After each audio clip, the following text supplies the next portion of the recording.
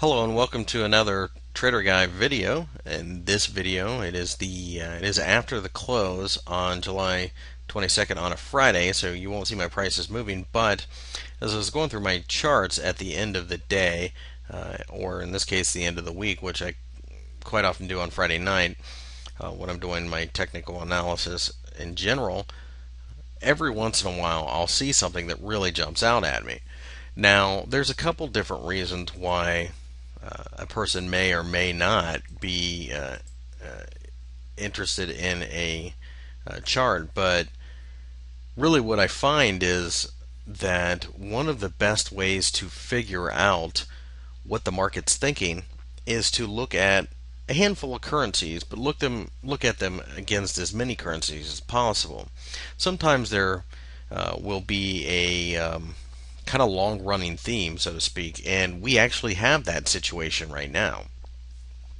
In front of you is the pound Swiss on the daily, and you can see that Friday produced a shooting star right at basically a support level, and that in and of itself is enough to get people interested. I mean, you have to think that the trend is down, and this kind of appeared where you wanted to see it. So the pound Swiss looks like a really good short. It's a nice setup.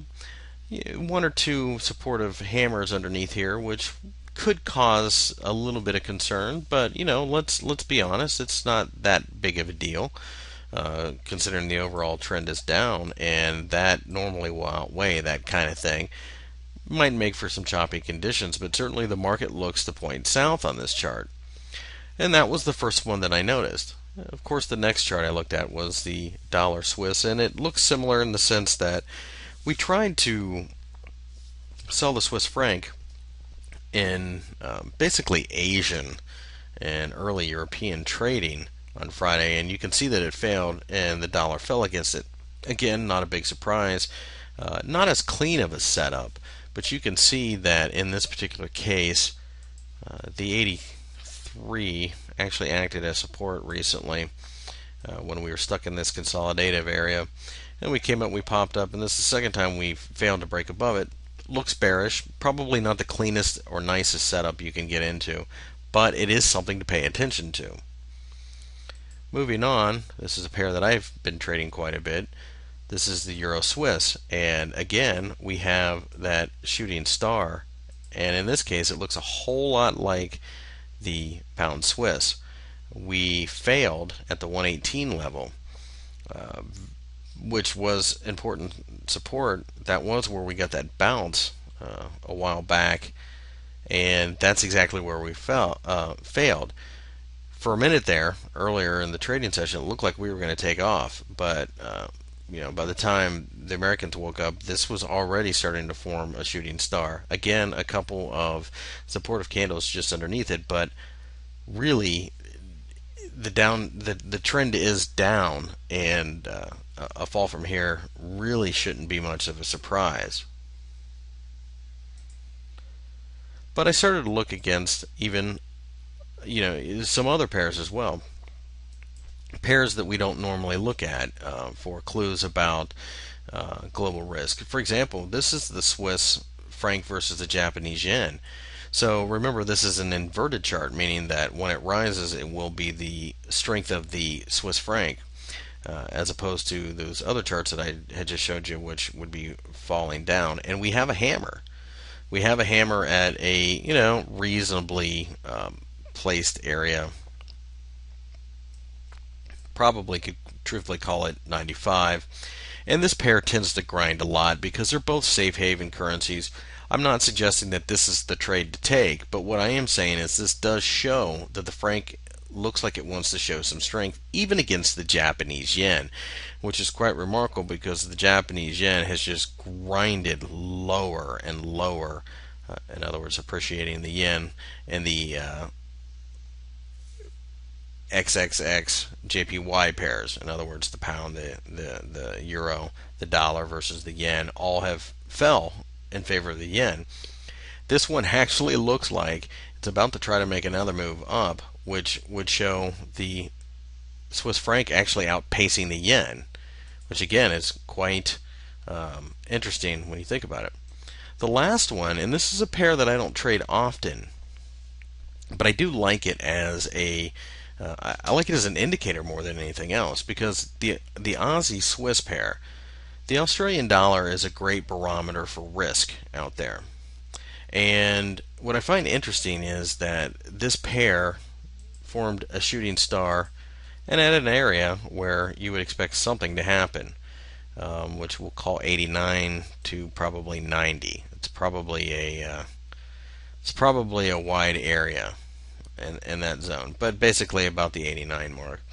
This looks like it wants to break down lower and drop. Now, yes, I see the two hammers there, and that makes this a very choppy trade. Is this my favorite out of all of them? Probably not, unless, of course, we get some kind of meltdown situation. Then this one would just completely fall apart. But then again, so would the pound Swiss. Um, but the fact that this measures risk, and we're seeing a very bearish looking setup, at least, especially if we can get below these, it's very interesting. That shows that the markets are very uncertain about something. And I find this even more interesting just a couple days after the European bailouts, because remember, everybody was concerned about what Greece was going to do to the markets. Well, here we are a couple days later, and it doesn't look like everybody feels a whole lot better when you really look under the hood, because people do not buy the Swiss franc when they're in mood to take risk.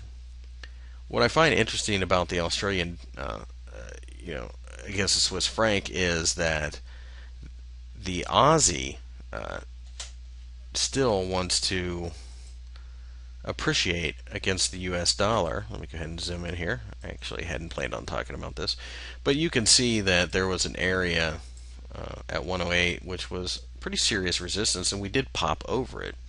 So the Australian dollar does have the ability to appreciate against other pairs. That's what makes the Aussie Swiss pair so interesting. So this looks like we're setting up for Swiss franc strength yet again, and against multiple currencies, which to me screams safe haven trade.